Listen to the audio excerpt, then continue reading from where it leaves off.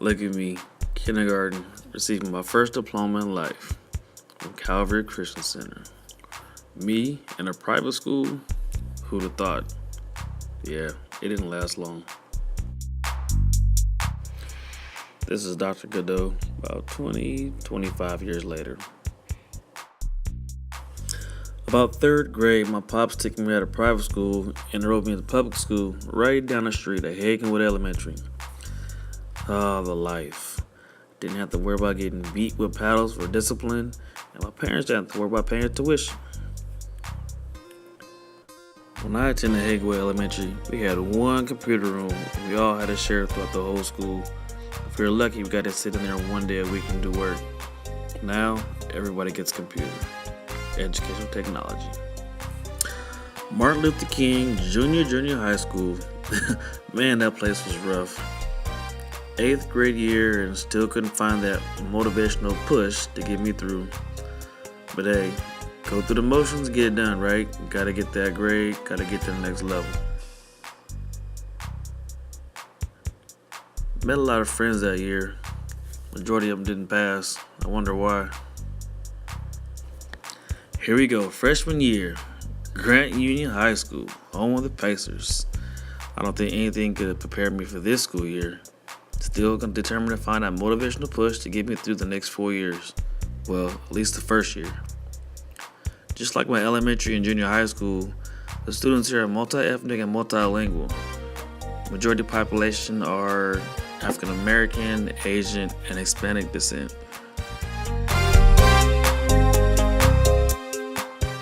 Ms. Wanzenreed, my favorite counselor. From 9th grade to senior year, she stuck with us. Through thick and thin, till death do us part, and she didn't take any crap from anybody. If you had a problem with your schedule, she'll help you fix it. If you don't know what you want to major in when you graduate high school, she'll help you find it. Ms. Wanzenreed helped me find a subject that I didn't even like. History. Who'd have thought?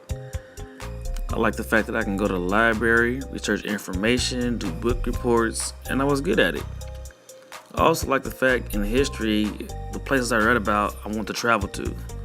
So I used to daydream about all these places I'm gonna go visit when I get older.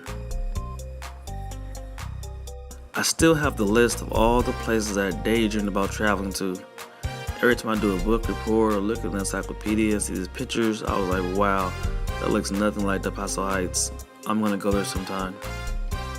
I still have a few places left on my list, but here are a few shots of the places that I have been to.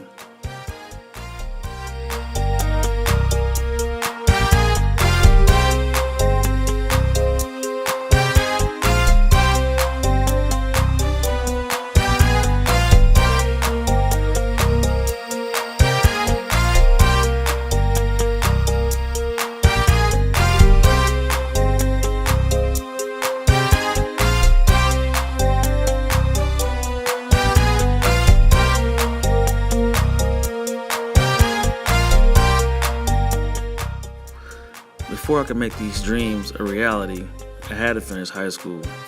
That was number one. Ms. Wanzenreed would not let us get out of here until she gave us our diploma. So I was like, hey, maybe I'll play football, get a full ride to a college, and then I'll be in the NFL. Then I'll have all the money I need to travel around the world, right? Wrong. I was decent at football, but the people I went to high school with were way better than me. Here we are, senior year, graduation day. Ms. Wanzenreed did it. She gave me that educational push I needed, that motivation, and I got my diploma. Now what's next? Pops was a retired Vietnam vet. First thing he said is, don't go to the army, don't go to the army. I was like, all right, cool. I'll go to college and be a football star. I enrolled at Sacramento City College, went there for a little over a year, played football there for 1 year, but I just wasn't into schoolwork at that time. I had a full-time job, lived on my own, but I needed something more. I needed something else to do. So, I enlisted in the U.S. Army in 1999. Yeah, it's been a while. Wow, almost 16 years now. I enjoyed being in the Army. I got to start those travels I always planned about, visit different lands, different cultures, different ethnicities, different languages, different religions. It was all cool. But what I didn't realize was either way I go, I was going to have to do some type of schoolwork. Here I am, back in school and didn't know it. When I wasn't in school, back at training.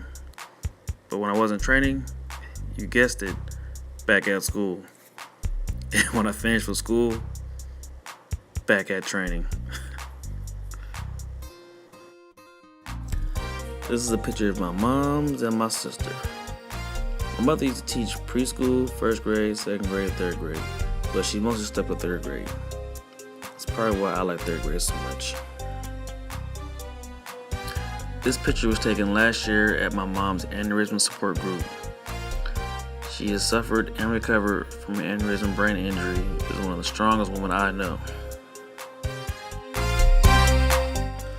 A lot of children overseas don't have the good educational benefits we do here in the States.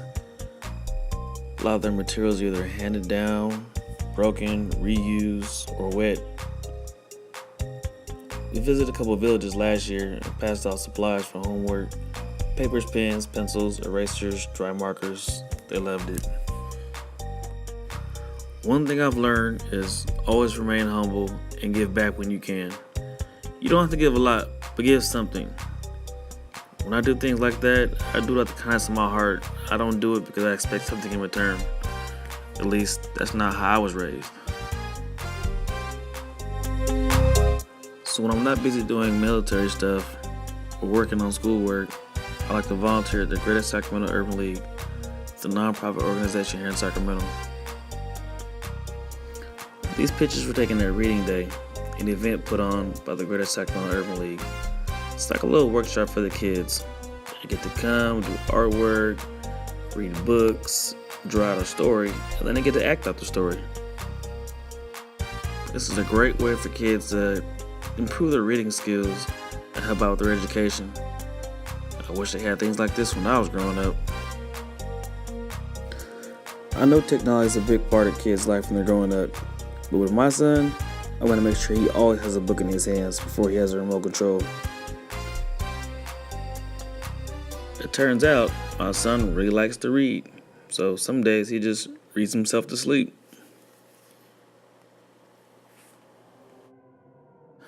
Some kids may think, wow, my parents are really mean, making me read this much all the time.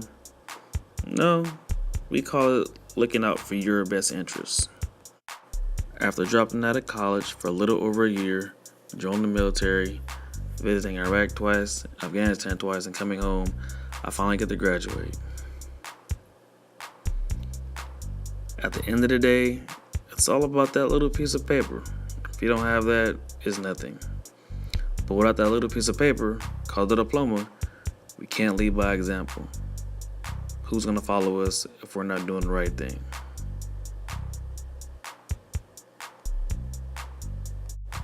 So I want to thank my moms, my pops, and Miss Wands and Reed.